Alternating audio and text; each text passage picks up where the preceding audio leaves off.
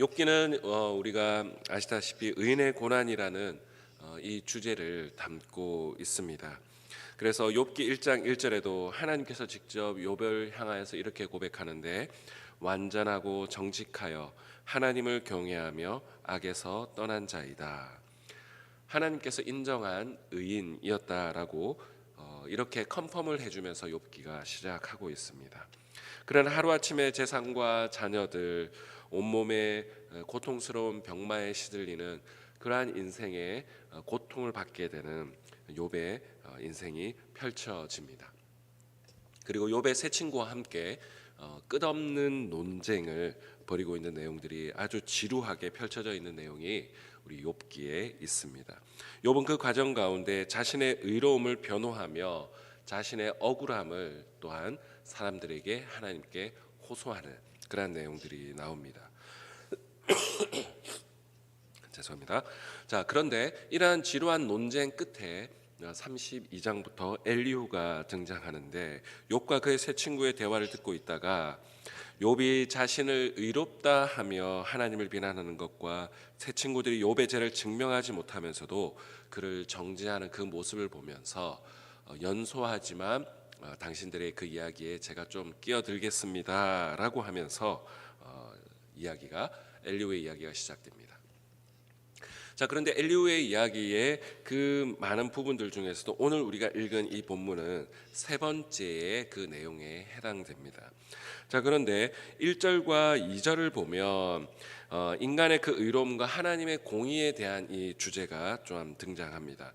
오늘 읽은 본문의 2절의 말씀을 보면 약간 조금 이야기 어렵게 표현이 되어 있는데, 그대는 그대여이가 하나님께로부터 왔다는 말이냐라는 그러한 표현입니다.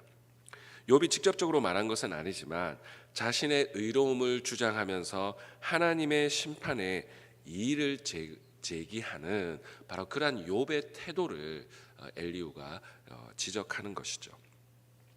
욥은 다른 앞의 이야기들 속에서 어떻게 주장을 쭉 해왔습니까? 자신이 의롭게 살았던 이유들을 쭉 이야기를 하면서 내가 이렇게까지 고난을 받는 그러한 어떤 부분들에 대해서 억셉트하지 못하는 그러한 어떤 불만을 품고 있는 그러한 내용들이 많은 부분에서 등장합니다. 욥기 27장 5절 6절에 보면요, 이렇게 되어 있었는데 제가 한번 읽어드리겠습니다. 나는 결코 너희를 옳다하지 아니하겠고 내가 죽기 전에는 나의 온전함을 버리지 아니할 것이라. 내가 내 공의를 굳게 잡고 놓지 아니하리니 내 마음이 나의 생애를 비웃지 아니하리라고 말합니다. 여러분, 이 과정 속에서 욥은 이러한 어떤 모습, 이런 표현들을 봤을 때 욥은 충분히 욥이 하나님께 끊임없이 자기의 의로움을 주장하는 어떤 그런 모습으로 충분히 비춰질 수 있었을 것 같습니다. 여러분, 인간은 고난 중에 자신의 관점에만 몰입할 때가 참 많이 있습니다. 여러분, 그렇잖아요. 우리가 그 문지방에 발가락 하나만 탁 찍어가지고 엄청 아픈 경험을 한번 해보신 적 있습니까? 그러면 온통 모든 고통과 시선이 그 발가락에 가게 마련입니다.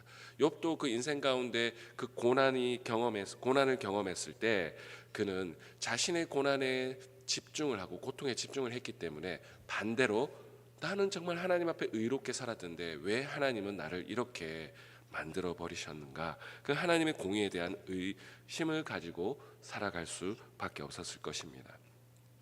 어쩌면 이런 모습이 우리들의 모습 속에도 얼마든지 살아가다 보면 드러날 수 있는 모습이죠. 그러나 우리는 성경 전체의 메시지를 보면 알 수가 있습니다. 우리가 생각하는 것과 하나님의 그 통치와 다스림, 하나님이 우리를 인생을 이끌어 나가시는 그 방식은 다르다라고 하는 것이죠. 1차적으로는 그것이 우리에게 고통과 고난의 모습으로 찾아오기도 하지만 하나님은 그것을 얼마든지 창세기 50장 20절의 말씀처럼 선으로도 바꾸실 수 있는 분이 하나님이라는 것이 성경의 한결같은 메시지입니다. 이사야서 55장 8절 9절에도 이렇게 이야기하는데, 내 생각은 너희 생각과 다르며 내 길은 너희 길과 달라서 하늘이 땅보다 높음같이 내 길은 너희 길보다 높으며 내 생각은 너희 생각보다 높으니라. 여러분, 이스라엘 백성들이 이 이사야서의 말씀도 마찬가지인 것이죠. 그들은 의로운 선민이라고 생각했고 예루살렘 성전만 있다면 그들은 여전히 하나님의 백성이다라고 철저하게 믿었지만 그들은 성전이 무너지는 경험, 바벨론 포로로 끌려가는 경험을 했습니다. 그들은 이들 그 가운데서도 자신의 죄를 회개하지 아니하고 여전히 그들은 선민이라고 하는 그 의식을 가지고 살아갔던 사람들도 있었습니다. 그러나 하나님께서는 오히려 역설적으로 자신이 친히 축복하여 주신 그 예루살렘 성전을 무너뜨림으로써 그리고 바벨론 포로로 자기 백성을 이주시킴으로써 사람들의 생각과는 전혀 다른 방식으로 하나님은 하나님의 방식으로 일을 하신다라고 하는 것이죠. 여러분, 우리가 인생을 살아가다 보면 정말 하나님이 하나님의 공의를 이루는 방식을 보면요, 우리가 생각하는 방식과는 전혀 다른 방식으로 의외의 일들로 하나님은 하나님의 역사를 일으켜 나가시는 것을 볼 수가 있습니다. 그런데 그 하나님의 역사가 이루어지기 전에 인간들은 하나님이 어디 계십니까? 정말 하나님이 살아계시다면 어떻게 이룰 수 있습니까? 라고 하나님을 비방하기도 하고 주변의 사람들을 비방하기도 하는 것이 우리들의 모습이라고 하는 것이죠. 자, 계속해서 3절의 말씀에도 보면요, 욥은 굉장히 회의주의적인 모습에 빠졌다라고 하는 것을 볼 수가 있는데 우리 3절의 모습, 3절을 한번 다 같이 한번 읽어보도록 하겠습니다. 시작. 그대는 그것이 내게 무슨 소용이 있으며 범죄하지 않는 것이 내게 무슨 유익이 있겠느냐고 묻지만은, 욥은 지금 엘리후가 보기에도 이제 이런 모든 내가 하는 행동들 의미 없습니다라고 하면서 회의주의적인 모습에 빠져 있다라고 하는 것을 지적하고 있습니다. 그렇죠. 우리가 언제 회의주의에 빠집니까? 나는 열심히 살아가고 있는데 오히려 악인이 더 득세하는 것과 같은 그런 모습이 있을 때 정말 그런 우리의 마음 가운데 이제 다 소용없구나라고 하는, 착하게 살고 이롭게 살아가는 거, 하나님의 뜻대로 살아가는 거 다 소용이 없구나, 우리 마음 가운데도 회의주의적인 마음이 들 때가 있는 것이죠. 전도서라고 하는 책을 볼 때도 어떻게 보면 전도서라고 하는 책이 회의주의적인 책처럼 여겨질 때가 있습니다. 왜 그렇습니까? 헛되고 헛되니 헛되고 헛되도다. 그래서 전도서가 회의주의를 조장하는 책처럼 착각하고 오해하시는 분들이 가끔씩 있는데 사실 그런 책은 아니죠.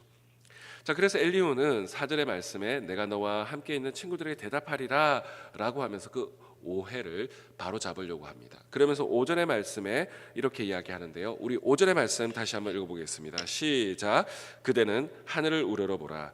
그대보다 높이 뜬 구름을 바라보라.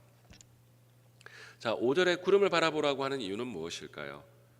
너희들이 생각할 때 이렇게 저렇게 아무리 복잡하게 생각해도 이 세상은 하나님의 통치와 다스림 가운데 운행되어져 가고 있다라고 설명하는 맥락입니다. 관점을 바꾸게 하는 것이죠. 여러분, 우리도 가끔씩 세상에 복잡한 마음을 가지고 있고 내가 원하는 대로 인생이 풀리지 않을 때 여러분, 가끔씩 우리가 마음이 답답할 때 어디로 갑니까? 산으로 가기도 하고 저 요세미티에 아니면 그랜드 캐년을 바라보기도 하고 아니면 바다를 바라보기도 하고. 왜 그렇습니까? 그런데 그것을 바라보게 되면 우리의 마음이 상황은 하나도 바뀐 것이 없는데 어떻게 됩니까?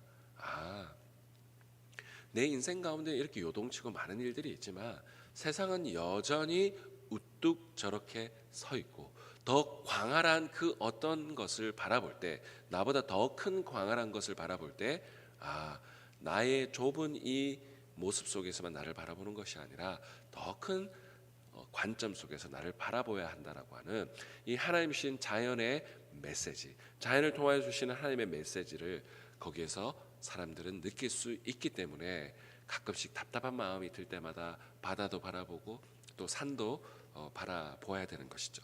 여러분, 또 삶의 지혜가 거기에 있다고 생각합니다.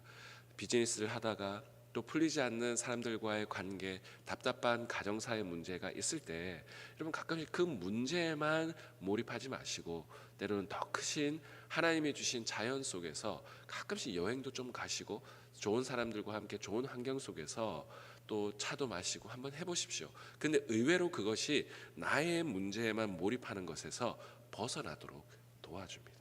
오늘 엘리후도 더 크신 하나님을 향하여서 바라보도록 하늘을 바라보라, 그렇게 시선을 돌리고 있다라고 하는 것을 볼 수가 있습니다. 자, 그리하여서 5절 이후에 무엇을 계속 이야기하냐면 6절의 말씀을 보면 그대가 범죄한들 하나님께 무슨 영향이 있겠습니까? 7절에 그대가 의로운들 하나님께 무엇을 드리겠습니까? 라고 이야기를 하면서 그대의 악은 그대와 같은 사람에게나 있는 것이요 그대의 공의는 어떤 인생에도 있느니라 라고 하면서 그 욥이 가지고 있는 그 한 톨만한 의와 착함과 자기의 그 하나님 앞에 주장하는 그것이 그 광활한 하나님 편에서 보면 아무 영향도 끼칠 수 없는 한 톨만한 그 어떤 것이다 라고 이야기를 하고 있는 것이죠. 여러분, 우리도 인생을 살아보면 그렇습니다. 사람들과 이런 말이 있잖아요. 도찐 개찐이다. 사람들이 서로 볼 때 내가 너보다 더 의롭다. 최소한 저 아이들보다는 내가 의롭습니다.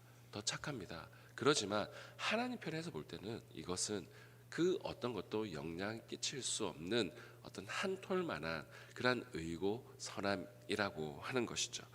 여러분, 그런 점에서 볼 때 오늘 욥기의 이 엘리후를 통해서 그의 자신의 의로움에 빠져 있는 욥을 향하여서 생각을 전환하도록 시프트하도록 오늘 이 엘리후는 우리들에게 요청하고 있는 것입니다. 그래서 그에게 있어서 그 어떠한 고난이나 그 어떠한 일들, 의로운 행위든 고난이든 그 어떠한 것도 하나님 편에서 볼 때는 어떤 영향도 끼치지 못한다라고 이야기를 하고 있습니다. 로마서 8장 28절에는 우리가 알거니와 하나님을 사랑하는 자 곧 그 뜻대로 부르심을 입은 자들에게는 모든 것이 협력하여 선을 이루느니라. 때로는 여러분, 우리가 욥처럼 악다구니를 쓰면서 자기의 의로움을 주장하지 않는다 할지라도, 때로는 잠잠하여 서 있는다 할지라도, 악이 득세하여 자기를 삼키는 것처럼 보인다 할지라도, 여러분, 결국은 하나님은 그 모든 것을 통하여서 선을 이루어 나가시는 분이시라는 것이 성경의 교훈입니다. 여러분, 에스더서라는 것을 여러분 다 보셨을 것입니다. 하만이 얼마나 그렇게 유대인들을 죽이려고 하고 집단적으로 그렇게 학살을 하려고 했던 그 모습과 계획을 꿈꾸었습니까? 거짓으로 그렇게 자기의 악한 동기로 그렇게 했었습니다. 그런데 에스더서는 우리들에게 어떤 교훈을 우리에게 주고 있습니까? 그 악한 자 하만이 스스로 창에 사람들을 죽이려고 했던 그 창에 자기가 매달리게 되는 모습을 보여주고 있습니다. 그 포로된 시기, 어떻게 보면 죽을 수밖에 없던 공경에 처한, 악이 물과 같이 그들을 덮으려고 했던 그 상황 가운데 오히려 역전의 하나님을 성경은 이야기하고 있습니다. 이것과 욥의 이야기를 한번 연결해서 한번 생각해 보기를 원합니다. 여러분, 그 시대에도 악에게 덮여 있고 하나님을 모르는 백성들에게 둘러싸였던 그 시대에도 하나님은 역전을 일으키는 하나님이었다면, 우리가 때로는 부족하고 연약하고 스스로 실수하고 정말 그럼에도 불구하고 우리 하나님 그것을 의롭다 여겨주시는 그 하나님 때문에 우리가 의롭고 하나님 백성 된 것이라는 겁니다. 우리가 굳이 사람들과의 관계 안에서 내가 더 괜찮은 존재다라는 것을 악다구니를 쓰면서 그렇게 주장하지 않는다 할지라도, 우리는 그것으로 인하여 하나님께 영향을 끼치는 것이 아니라 하나님은 하나님의 방식으로 역사를 주관하신다라는 것, 이게 오늘 욥기가 또한 엘리후를 통해서 우리에게 주는 교훈인 줄로 믿습니다. 그래서 우리는 하나님의 섭리를 믿어야 할 줄로 믿습니다. 여러분, 혹시 오늘 아침에 내가 때로는 억울하기도 하고 때로는 사방으로 우겨쌈을 당한 모습으로 인하여서 마음에 어려운 마음을 안고 있는 그런 모습들로 혹시 이 자리에 오신 분들이 있다면 하나님께 잠잠히, 하나님, 저는 부족합니다. 저는 죄인입니다. 그리고 나의 연약함들을 있는 모습 그대로 고백하고, 때로는 나를 둘러싼 악인들의 모습들이 있다면 하나님, 힘듭니다 라고 잠잠히 하나님 앞에 오히려 고백하게 될 때 우리 하나님께서는 우리를 의롭다 여겨주시고, 욥기 1장에 나오는 그 하나님의 욥을 의롭다 한 것은 그의 행위의 완전함, 퍼펙트함, 순도 100%의 모습을 말하는 표현이라기보다는 하나님을 신뢰하는 그 모습을 통해 이 사람은 의인이구나 라고 하는 의롭다 칭하여 주시는 하나님의 의로움이라고 생각합니다. 오늘도 이 아침에 우리의 인간적인 노력으로 인한 의로움이 아니라 하나님이 우리를 덮어주시는 은혜의 의로움 가운데로 나아가서 잠잠히 주님께 나아가시는 저와 우리 모든 성도님 되시기를 주 예수 그리스도의 이름으로 축복합니다. 기도하겠습니다. 하나님, 우리의 모습을 돌아보면 우리는 때로는 우리의 힘과 능력으로 나의 의로움을 주장하고 나의 결백을 주장하고 또 아버지 하나님 그것으로 인하여 때로는 아버지 하나님 넘지 말아야 될 선을 넘으며 아버지 하나님 우리의 모습을 보일 때가 너무나 많이 있습니다. 하나님, 눈을 들어 온 우주 만물을 통치하시는 그 하나님의 섭리를 바라볼 때마다 하나님 잠잠히 우리의 모습을 고백하고 주님 앞에 나아갈 수 있는 저와 우리 모든 성도님들 될 수 있도록 도와주시옵소서. 사도행전의 말씀에 인간의 그 어떠한 노력으로도 하나님은 우리의 인간의 손길로 사람의 그 어떠한 손으로 섬김을 받는 분이 아니시라 말씀하셨습니다. 하나님, 오늘도 잠잠히 주님 앞에 나아가 하나님의 의로우심을 바라보며 주님의 섭리와 도우심을 구하며 주님 앞에 나아가는 저와 우리 모든 성도님 되게 도와주시옵소서.